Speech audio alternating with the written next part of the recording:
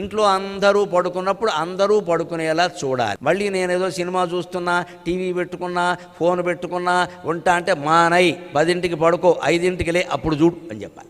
సరిగ్గా 7 అవర్స్ 7 గంటలు పడుకోవడం అలవాటు ఉంటే పిల్లలకి మార్కులు బాగా వస్తాయి, జ్ఞాపక శక్తి పెరుగుతుంది, ఆరోగ్యాలు బాగుంటాయి. మధ్యాహ్నం వీలైతే ఒక అరగంట పడుకోవచ్చు. పెద్దవాళ్ళు ఖచ్చితంగా పడుకోవాలి. పిల్లలకి మరి స్కూలు పరిస్థితులను బట్టి కుదురుతుంది, కురవకపోతుంది. వాళ్ళు కూడా ఒక్క అరగంట అలా ఊరికే నాప్ అంటారు ఇంగ్లీషులో, ఇలా వెనక్కి వాలి కాసేపు ఉండగలిగితే మంచిదండి. తెలివితేటలు పెరుగుతాయి, జ్ఞాపక శక్తి పెరుగుతుంది.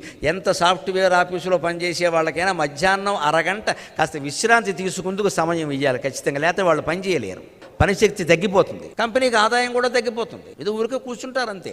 వీళ్ళు ఒక అరగంట ఆ సీట్లో అదేదో కాస్త రివాల్వింగ్ చైర్ ఉంటుంది కదా, కాస్త వెనక్కి వాలి, పుష్ బ్యాక్ ఉంటే వాలి కాసేపు కళ్ళు మూసుకుని భగవన్నామస్మరణ చేసుకోవాలి. నిద్ర పట్టినా పట్టకపోయినా మళ్ళీ శుభ్రంగా రాత్రి 10 వరకు పనిచేయగలిగిన శక్తి వస్తుంది. దాని ప్రయోజనం అది.